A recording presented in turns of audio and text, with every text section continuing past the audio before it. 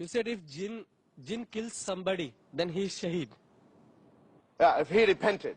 If he repented only. Oh, yes. Otherwise, if jinn kills somebody, If he is a in normal Muslim, practicing, mashallah, and he was killed, inshallah, he will be also. Because there is a hadith in Sahih Muslim that the Prophet ﷺ, during the Battle of the Trench, Ghazwat al-Khandaq, one of the Sahaba was a newly married.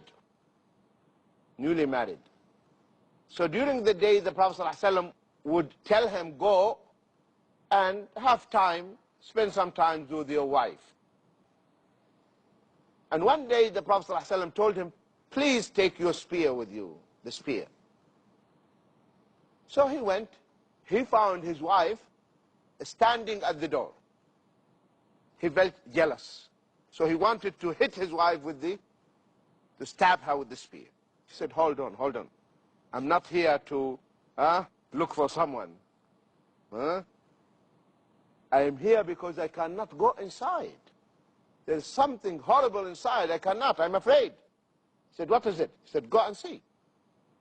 He went to his bedroom, and guess what? There was a big snake on his bed. So immediately he hit the snake with the spear. And he took the snake like this. The snake fell on him, and both of them died.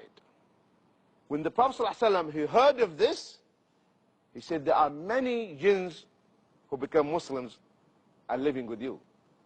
So when you see a snake in your house, you don't kill it immediately, because that happened to be one of the jinn. Are you following? So both of them died at the same time.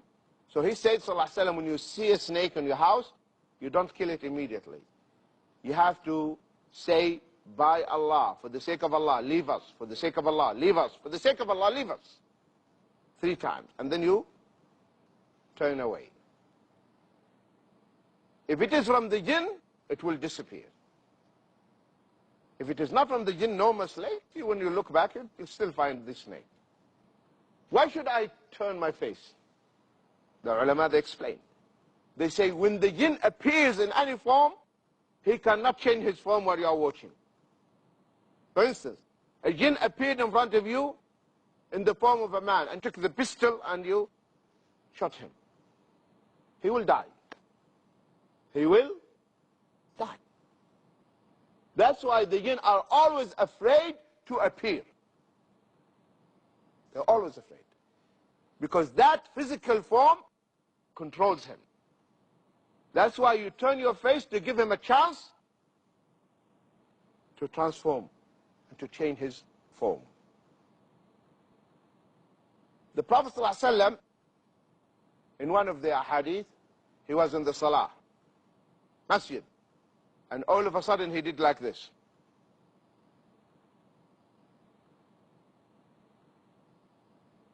After the salah, the Sahaba said, we saw you doing, why? He said, the shaitan came to me in the salah.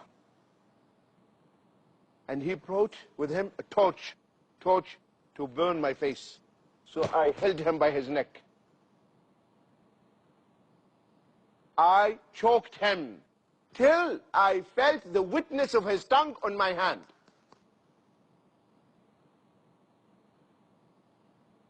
I felt the witness of his tongue on my hand. And I was about to tie that shaitan against one of the columns or the pillars of the masjid, so everyone would see him. But then I remembered the request of my brother Sulaiman. Who was controlling the jinn? Sulaiman alayhi salam.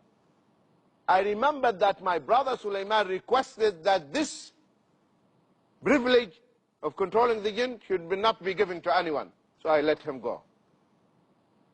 So the Prophet ﷺ, he choked the jinn and held him by his throat. So whatever forms the shaitan appears, that controls him. So that's why you have to turn your face.